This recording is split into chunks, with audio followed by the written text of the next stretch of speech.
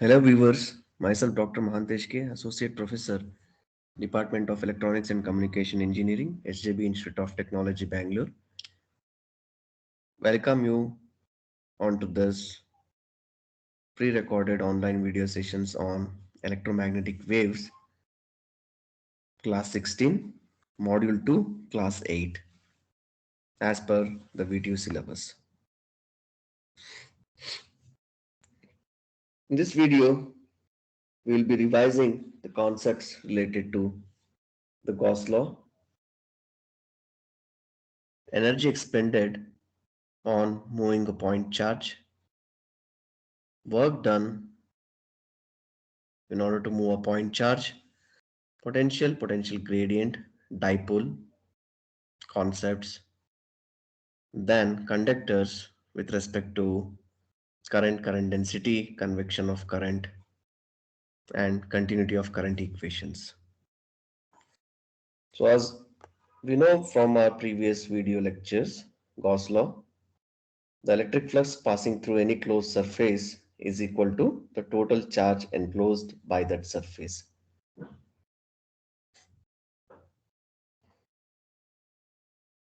Gauss law in vector form is given by psi is equal to surface integral, closed surface integral ds, that is flux density, into ds, that is differential surface.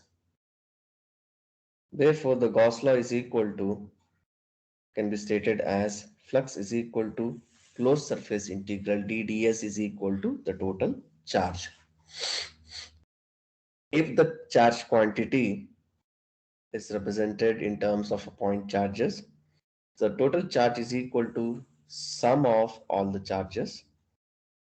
If the charge distribution is a line charge density, then the total charge can be computed using Q is equal to rho L dl, integral of rho L dl. If the charge distribution is over the surface area, then the total charge can be computed using Q is equal to surface integral rho S ds. Here the surface integral represents two integral components, one varying with respect to x and y if it is normal to the z coordinate in a rectangular coordinate system.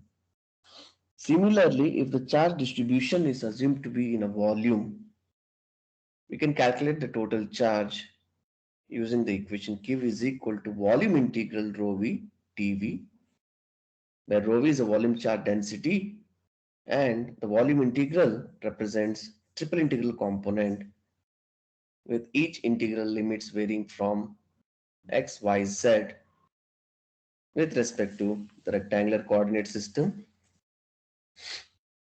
rho phi z with respect to cylindrical coordinate system, rho theta phi with respect to spherical coordinate system.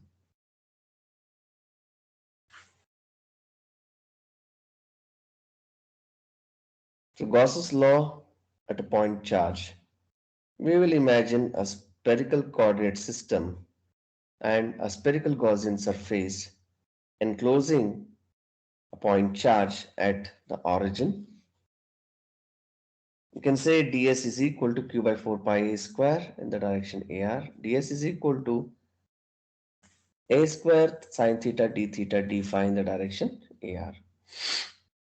So if we take a vector product, dot product, dds is equal to a square sine theta d phi in the direction ar. Therefore, psi is equal to surface integral dds, where the surface integral is represented in terms of two integral components, one with respect to phi varying from 0 to 2 pi, theta varying from 0 to pi, normal to radial direction. If we solve this integral component with respect to q by 4 pi sine theta d phi, we will get minus q by 4 pi cos theta, theta varying from 0 to pi, and theta of phi varying from 0 to 2 pi. Therefore, we will obtain q.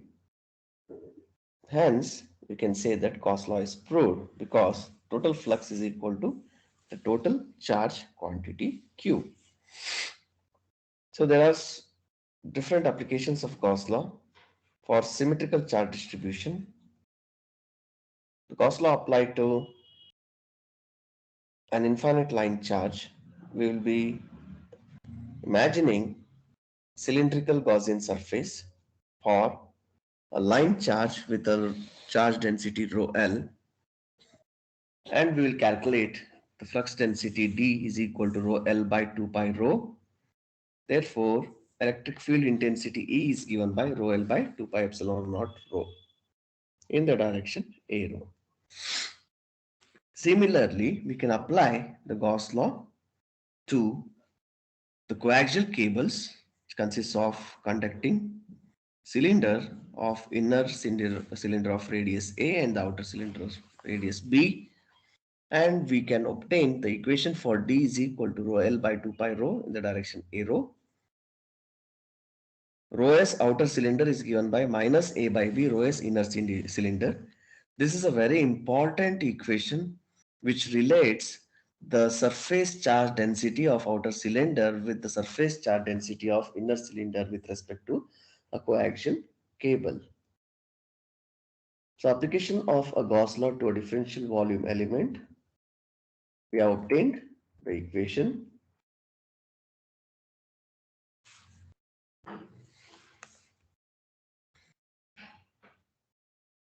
surface charge density is equal to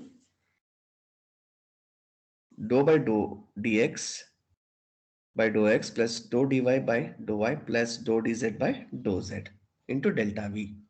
So this give rise to the concept called divergence. So the divergence is nothing but a divergence dou dx or dou x plus dou dy or dou y plus dou dz or dou z is equal to surface integral dds over delta V, which is equal to q by delta V, and the volume shrinking to 0, which is equal to rho V. Hence, the divergence of the vector flux density is the outflow of flux from a small closed surface per unit volume as the volume shrinks to 0.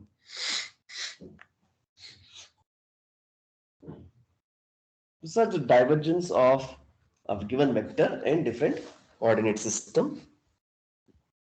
The first one is rectangular, the second one cylindrical, the third one is spherical coordinate system. So we have obtained Maxwell's first equation using divergence concept. Divergence of D is equal to rho V, that is a volume charge density.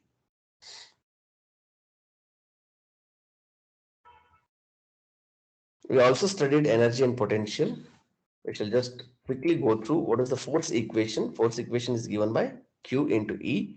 Therefore, force applied is equal to minus QE in the direction AL. Differential work done can be given as force applied into distance, that is minus QE into DL. Therefore, the total work done is equal to minus Q from initial point to the final point as integral limits of E dot DL. Differential lengths and different coordinate systems. Definition of potential difference and potential work done per unit charge in moving against an electric field is given by minus integral of initial to final E dot DL. Potential difference is also given by Q by 4 pi epsilon naught 1 over RA minus 1 over RB. If you are trying to bring a charge from infinity to a point A, then we call it as an absolute potential, which can be given as VA is equal to Q by 4 pi epsilon naught 1 over RA by making RB as infinity. Potential gradient, the relationship between potential gradient and electric field is given by E is equal to minus del V. Thank you for watching this video. So the last video of module 2, which revises the total concept of the Gauss's law potential and work done with some important equations. Hope you have enjoyed watching this video. Thank you.